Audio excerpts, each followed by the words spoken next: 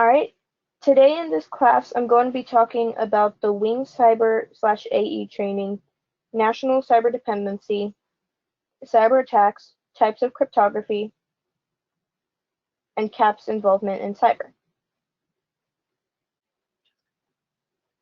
I will be pausing multiple times for any questions, and I do have a few activities that you guys can do with only a bit of paper and pen or a pencil. Please put any questions in the chat and I will do my best to get to them.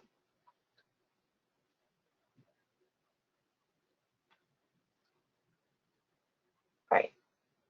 So as you know, the Wing is hosting a Cyber/AE training weekend online from April 3rd to 5th. It's not too late for you to sign up, but the sign-ups close tomorrow, the 27th. I encourage everybody to at least think about going and sign up if you're even the tiniest bit interested.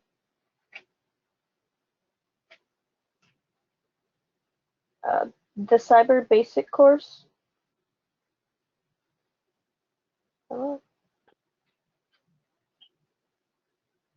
Okay, the computer's just a touch behind.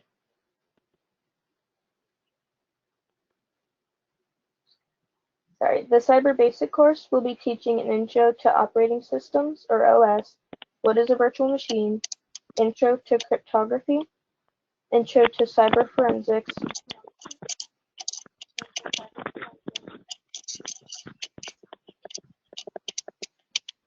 and more.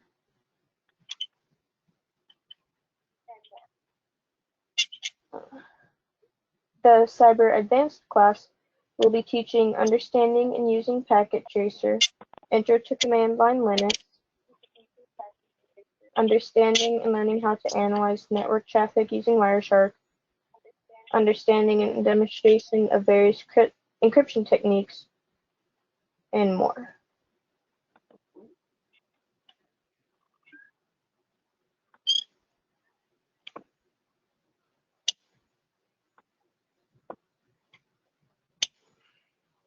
And for senior members, there will be a Cyber Patriot coaching camp, so please sign up for that. All right. It's coming up. All right, the computer on your screen is a bit behind mine, so I am going to be accidentally ahead. I'm trying to stay at your pace, but it's kind of difficult. All right. The United States has become what is known as a cyber nation, and every aspect of American culture, commerce, public safety, and national defense is completely dependent upon systems of networked computers. The systems make our nation competitive and safe, but our dependency is not without risk. Our economy and national defense would be seriously disrupted if the systems we depend on were unreliable or unavailable.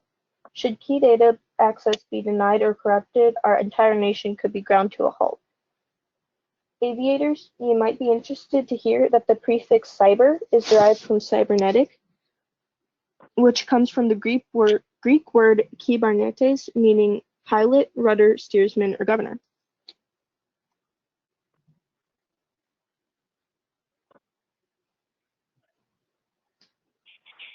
It looks closer. Some people, known as hackers, break into networked computer systems just to prove that they can. There are also organized groups that break into systems to conduct illegal financial transactions, such as stealing credit card information. Then there are better funded groups that break into US systems to corrupt data, sabotage operations, and conduct espionage, including capturing aircraft performance and avionics data. There are three main types of hackers: white hat hackers, black hat hackers, and gray hat hackers. White hats are also known as ethical hackers and are employed to find the weaknesses and flaws in a computer or network system. Ethical hacking is not illegal, and it's one of the demanding jobs in IT. Black hats, also known as crackers, hack into systems and harm the operations or steal information. This is very illegal and you should never do it. Gray hats hack for fun and without malicious intent. They exploit security weaknesses in a system without the owner's knowledge or permission. There are other types of hackers, including red hats, blue hats, green hats, also known as neophytes, elite hackers, script kiddies, and hacktivists. I won't be going over them, but they do exist.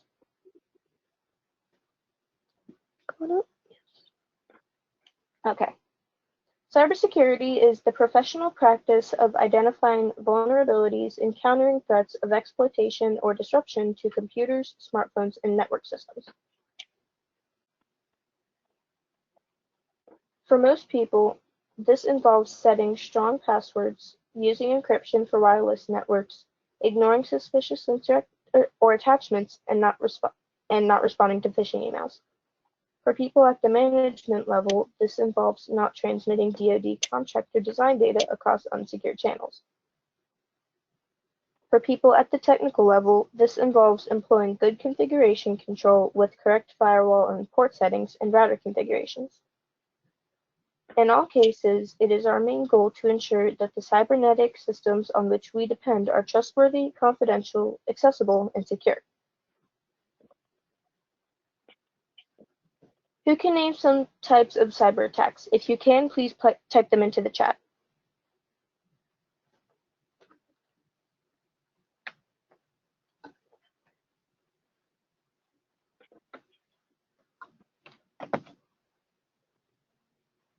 Phishing, yes, is one. Worms virus, yes, awesome. And malware, yes. There are many types of cyber attacks, but I'm only going to go over 5. Distributed denial of service, or DDoS. Oh, the screen's not caught up. Okay. Let me find it. All right, there's phishing, there's malware, man in the middle, and SQL injection. All right, we're gonna have to wait for it to catch up again. It's caught up on the phone.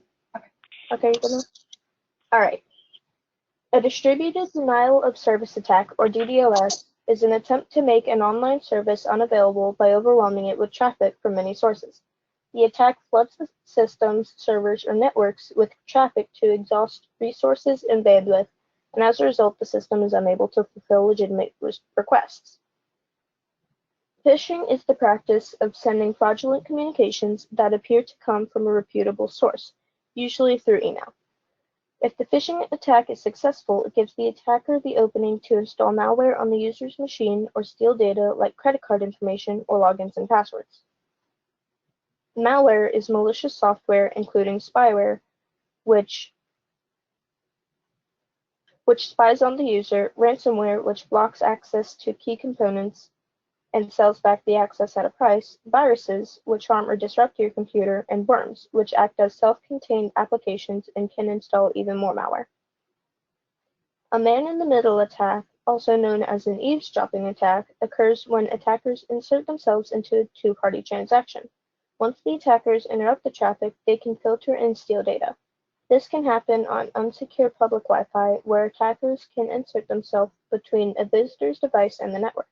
Without knowing, the visitor passes all information through the attacker. This is why you're told not to trust or use public Wi-Fi. Do you have the...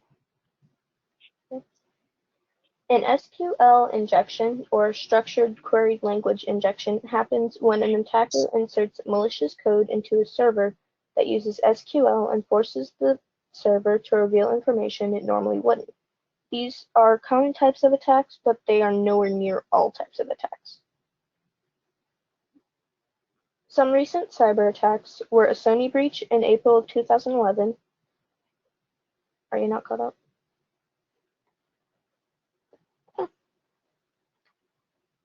A Capital One breach in July of 2019, and breaches occurring now in March 2020. The Sony breach occurred originally with the PlayStation Network, which was hacked and account information was compromised. Later on, Sony Pictures' website was broken into and over 1 million accounts were compromised.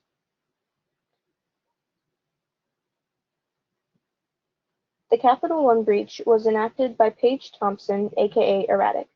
None of the stolen information was put on the dark web, and it didn't look like espionage from other countries, unlike other breaches. To this day, we still don't know her motivation.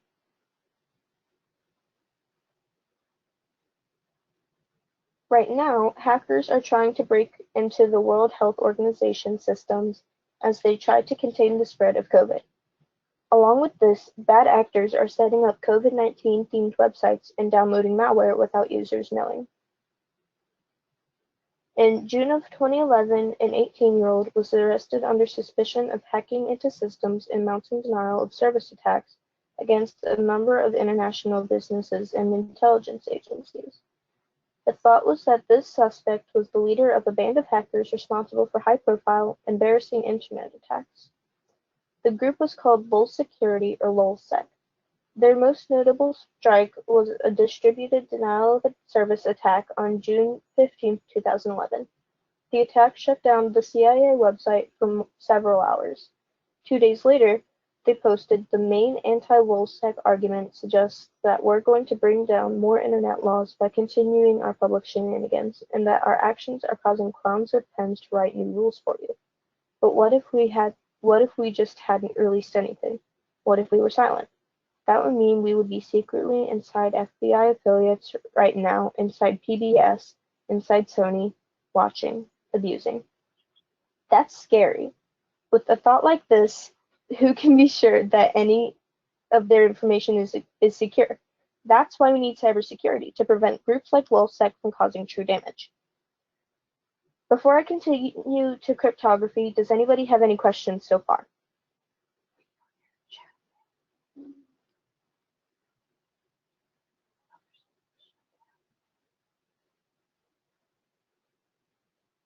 No? All right. I'm getting a lot of no's, so let's continue. Cryptography.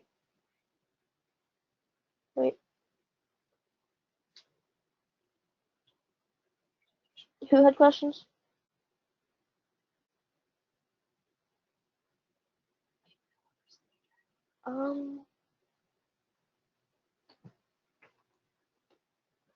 I actually don't know about to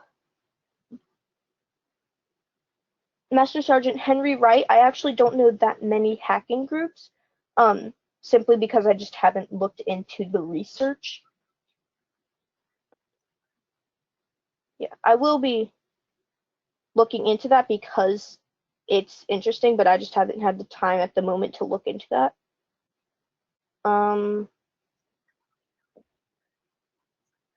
At the Cyber NCSA, I actually had to take an oath not to hack or use anything that I learned for malicious intent, so I am not allowed to do that, so I'm just not going to.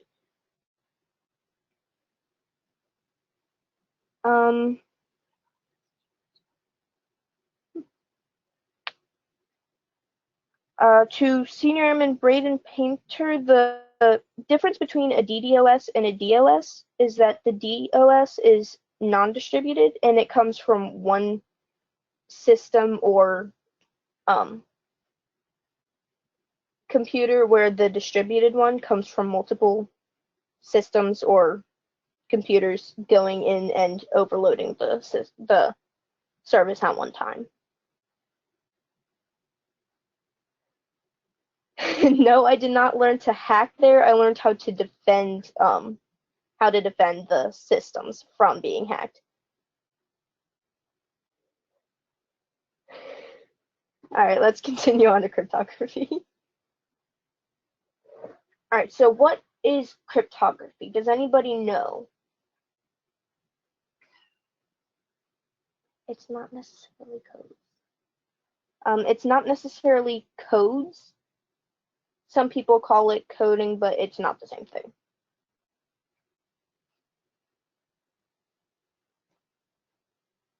Yes, some security. It is some security against hacking. It gives you some security. Yes. All right, well, let's continue.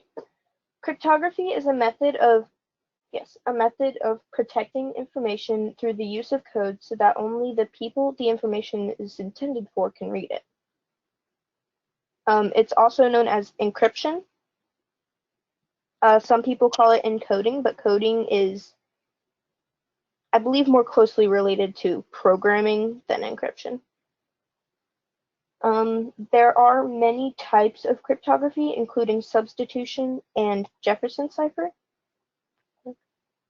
Then you move into methods of encryption called steganography and cryptosteganography. And then there are also encryption keys. Are you not caught up? Alright, well, I'm caught up.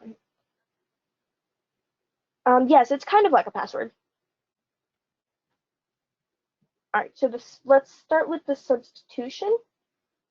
To encode a message with this method, you would take the original alphabet and shift each letter in it however much you wanted to. So say you have a rule of shifting each letter to 13 to the right, you would take the letter that is 13 letters to the right of, say, A, and shift it over.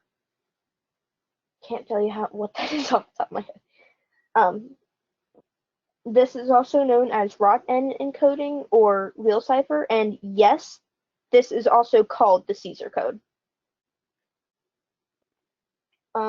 My challenge to you guys is to take this alphabet I have given you. I don't know if your screen sees it yet, but that's the alphabet cipher I have for you. The bottom one is the cipher text alphabet, and I want you guys to encode the sentence, "This class is about cyber." Once you have that finished, please type that into the chat, and if you have any questions, type them in now.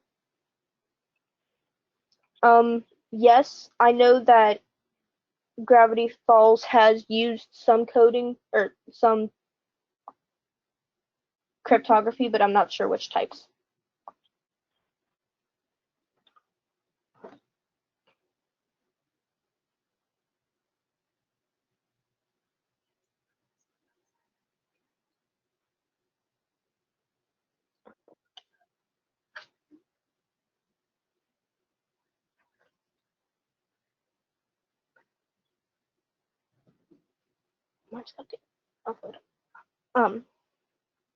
So what you're going to do is you're going to replace each letter that, are you guys able to see my mouse?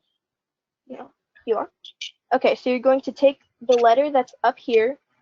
So for example, T in the cipher text alphabet is Z. So you'd place this T with a Z and every other T with a Z because that's the ciphertext alphabet.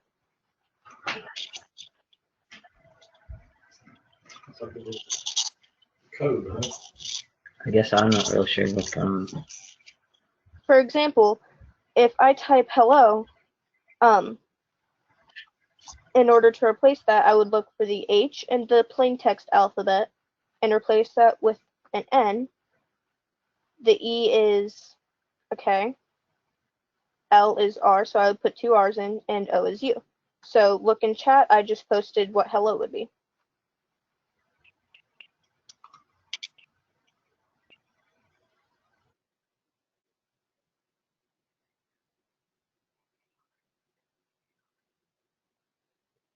Alright, hello would be NKRRU for those of you that can't see chat. I don't know if you're on the phone, you're able to see it or not.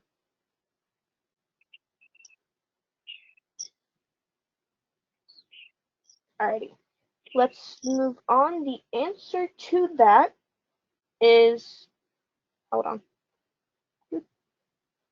There. The answer should be popping up in just a few moments for you guys. It's a wacky little blend of numbers and letters, not numbers. Alright. I'm sorry.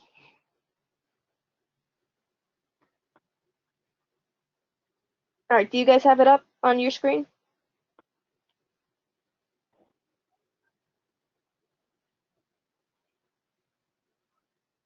Awesome.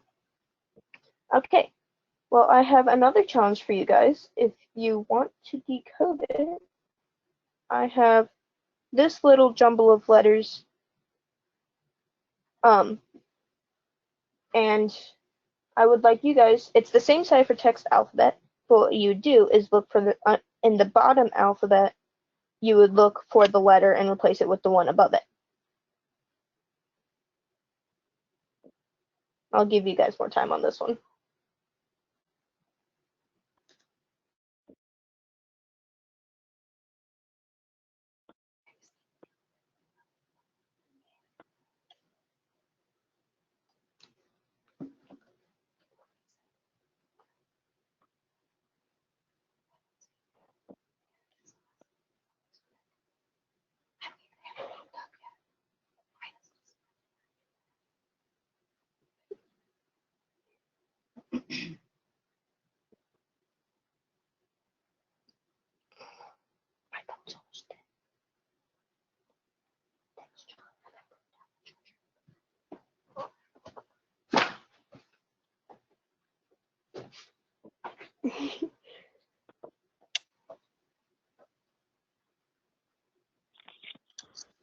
All right.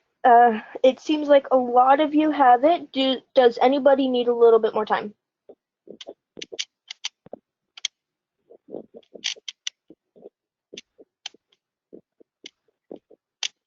You got it? All right, let's move on then. Okay, so the answer to that, as a lot of you got, is cat is awesome.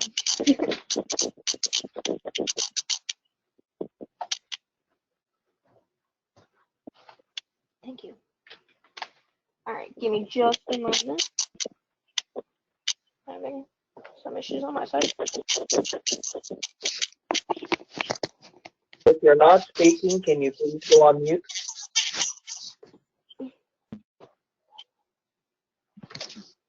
Okay. All right. Mr. Farley, your microphone is on. Switch it off, please.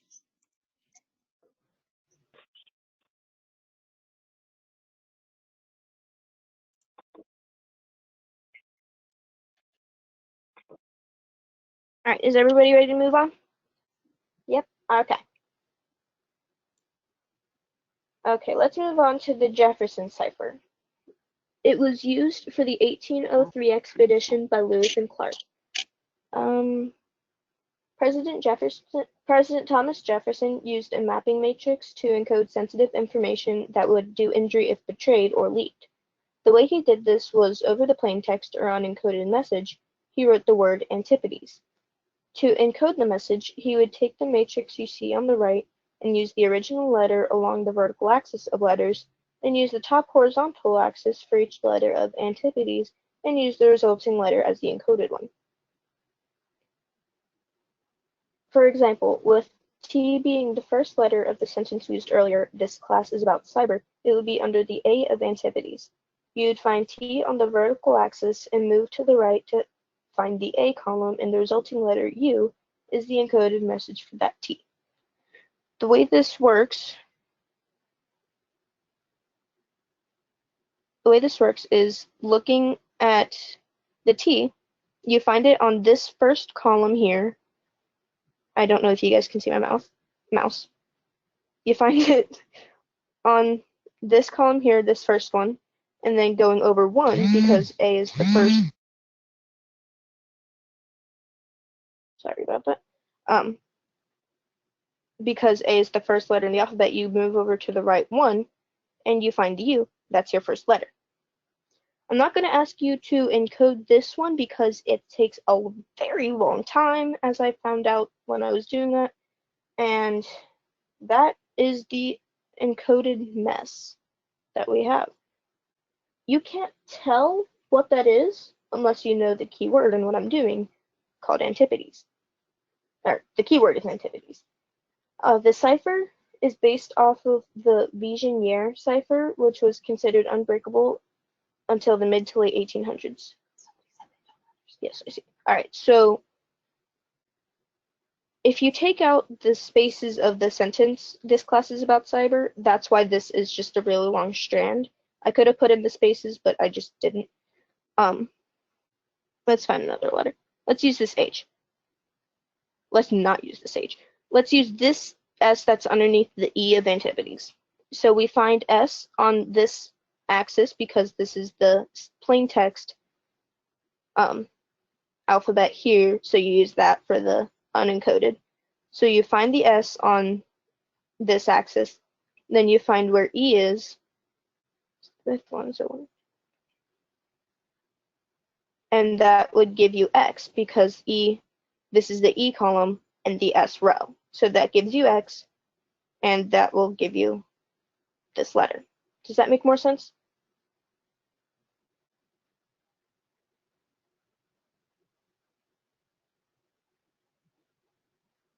Awesome. Yay. Yes, it's basically just a different type of substitution that is a lot more complicated and it takes a lot longer to do. But it's more secure than the substitution.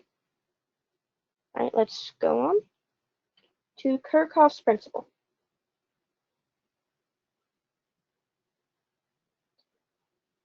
All right, so Kirchhoff's principle, summarized as only secrecy of the key provides security, has been used by system engineers who assume that details of the cryptographic algorithm are already known by the attacker. The process of encrypting is really difficult to keep a secret, but the key is much easier to protect and can be quickly changed if compromised. With the Jefferson's cipher, the keyword that deciphers it could have been anything. It's easy enough to hide the fact that it was antipodes, especially because it's such a weird word.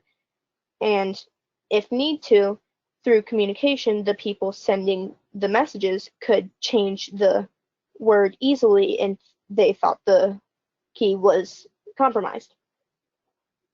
The wheel that you see on the right of the screen, that is another way to do the substitution.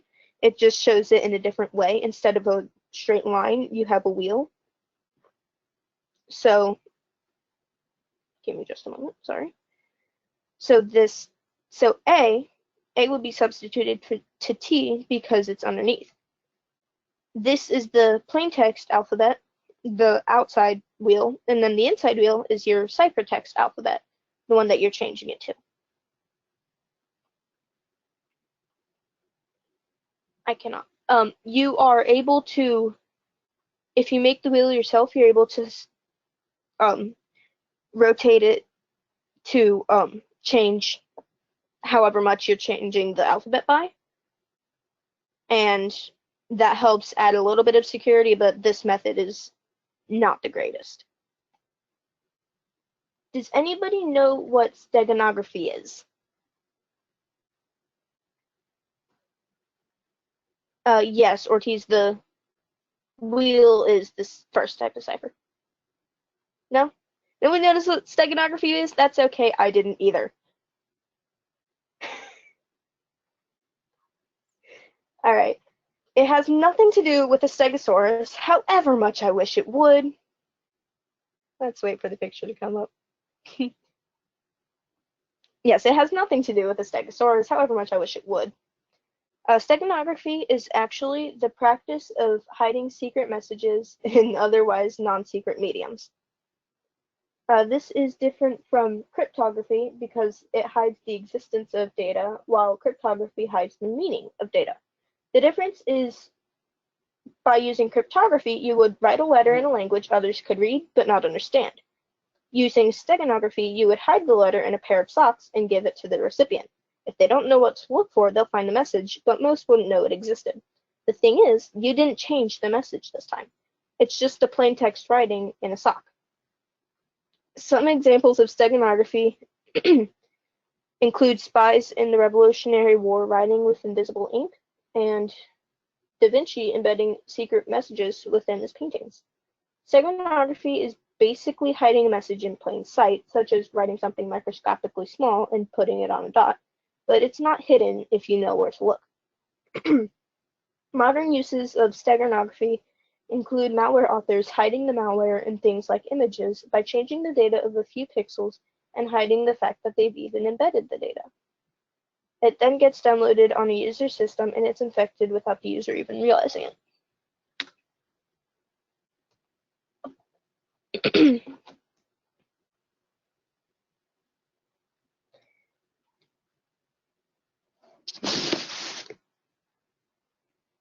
Alright, moving on, we are going to cryptosteganography, which is a blend between cryptography and steganography. This is returning to the letter example when you would encrypt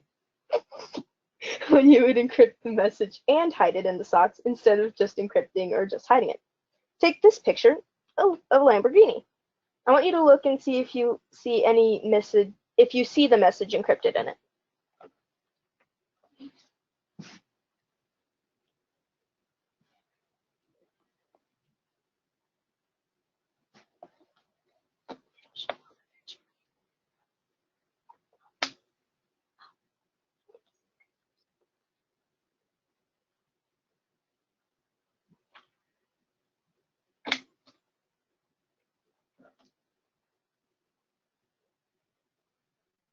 Alright. Nobody sees the message? That's because while there is a message encoded in the image, the human eye can't see it. We cannot see it. At most, 1 bit is changed in each pixel. A computer scan could pick it up, but our eyes cannot. The message is lollipops are cool, and it's encrypted and hidden in the pixels. Tiny little pixels. Cryptostenography is secure and hidden. That's from behind. Is secure and hidden. Where was I? And it's a blend of cryptography and steganography.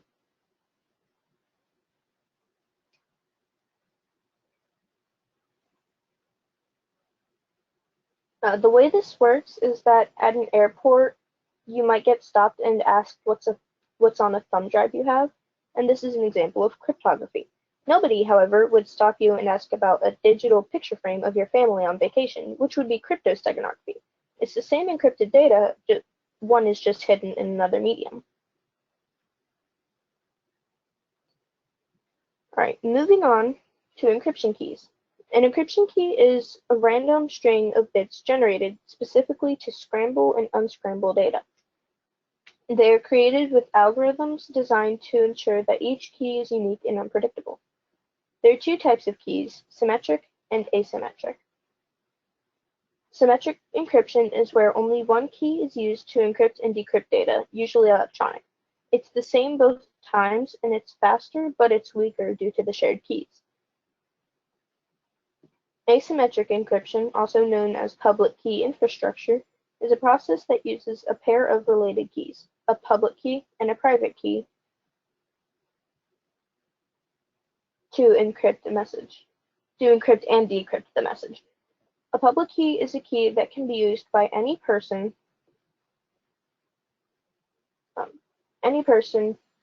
to encrypt the message. The private key is shared only with its initiator and it deciphers the message. Let's like the screens catch up a little. Great, alright. This is what's used on the internet today because it helps hide information. The keys locking and unlocking information happens automatically, so nobody has to physically reveal their key. This makes for hackers to discover a private key during the transmission of information. Moving on, I'm going to now talk about what CAP does with cyber. Does anybody have any examples?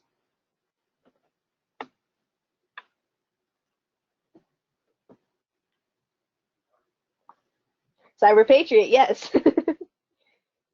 Blowing up. All right. CAP currently takes part in Cyber Patriot, and the wing will soon be hosting a wing training, cyber training, the one I talked to you guys about earlier. There are also cyber NCSAs, and more information and involvement about cyber will be revealed at the national conference. Cyber Patriot is an Air Force run. We're gonna let you guys catch up. All right, good. Cyber Patriot is an Air Force-run competitive program that helps teach about cybersecurity by prompting the teams to search for malware, unauthorized users, and other problems with the simulated system. Each competition is timed, and the teams get a prompt that tells them their scenario. You have to earn as many points as you can in the given time frame by finding all of the problems with the system. There are usually 3 operating systems, or OSs, that you have to use, as well as a quiz and a packet tracer. This means that you have to be able to divide and conquer, and you definitely want diverse skills on your team. Each team can have 6 people on it, and you can only run each OS on one computer at a time. And you can't run the Windows OS on 2 computers at the same time. Before the competitions start, there are practice rounds and training. It's a lot of fun, and I definitely recommend signing up.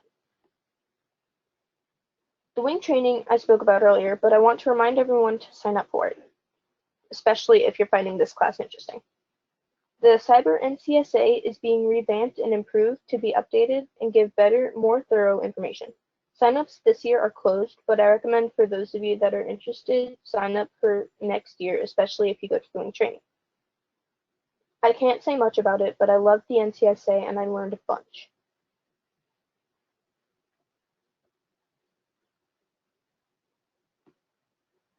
Alright, so we talked about cybersecurity, cryptography, did a bit of encrypting, steganography, and talked about CAP's involvement in cyber. Does anybody have any questions I didn't get to during the presentation?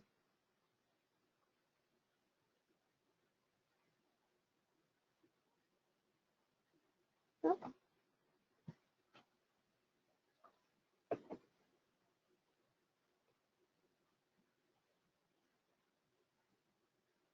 Well, great. It looks like I don't have any questions. That concludes my lesson on cyber. Captain Burt, if you need to say anything, go right ahead.